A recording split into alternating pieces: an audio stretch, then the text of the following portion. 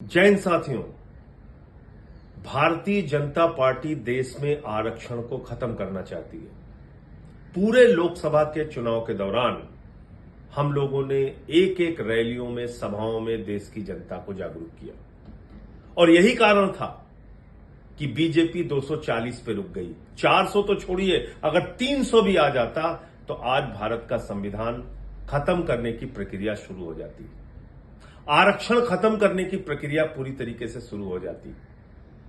आपने इनको 240 पर रोका, लेकिन बीजेपी अपनी हरकतों से बाज नहीं आ रही। इनका एकमात्र मकसद है आरक्षण को खत्म करना। सफाई कर्मियों का आरक्षण आउटसोर्सिंग करके खत्म कर दिया। सिक्योरिटी गार्ड्स की नौकरी अलग अलग जगहों पे आउटसोर्स करके सरकारी जो नौकरियां मिलती थी खत्म कर दिया। चपरासी की नौकरी, क्लास 3 की नौकरी, क्लास 4 की नौकरी सरकारी विभागों में आउटसोर्सिंग के नाम पे खत्म कर दिया। एक सबसे बड़ी नौकरी थी जिसमें दलितों की, पिछड़ों की, आदिवासियों की भागीदारी होती थी, उसमें आरक्षण खत्म कर दिया।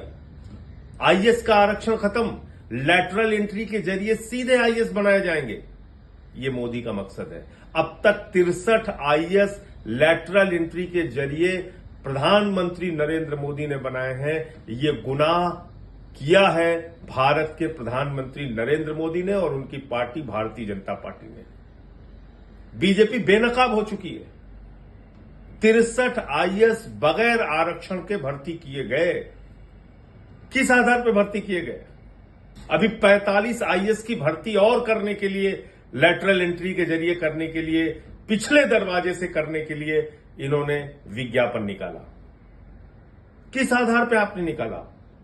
आप बाबा साहब के संविधान को नहीं मानते? आप भारत की आरक्षण व्यवस्था को नहीं मानते? आप देश में आरक्षण को खत्म करना चाहते हैं? दलितों, पिछड़ों, आदिवासियों, अल्पसंख्यकों का हक छीनना चाहते हैं? तो इसलिए जरूरी है जागना, देश को जगाना।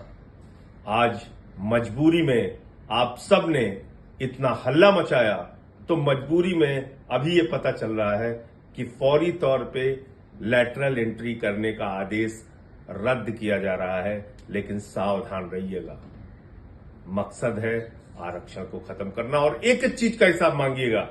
69,000 शिक्षक भर्ती में क्या हुआ उत्तर प्रदेश में? 18 से 20,000 पिछड़े वर्ग के लोगों की नौकरी मारी गई, जिसमें अब राहत मिली कोर्ट से। क्या हुआ विश्वविद्यालयों के मामले में?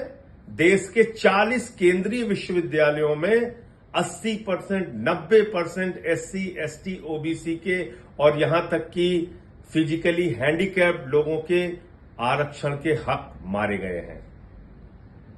वो पद खाली पड़े हुए हैं। तो इसलिए जागिए, लोगों को जगाइए, भाजपा से देश को मुक्त कराइए। जब तक बीजेपी रहेगी, आरक्षण और संविधान खत्म करने का खतरा बरकरार रहेगा।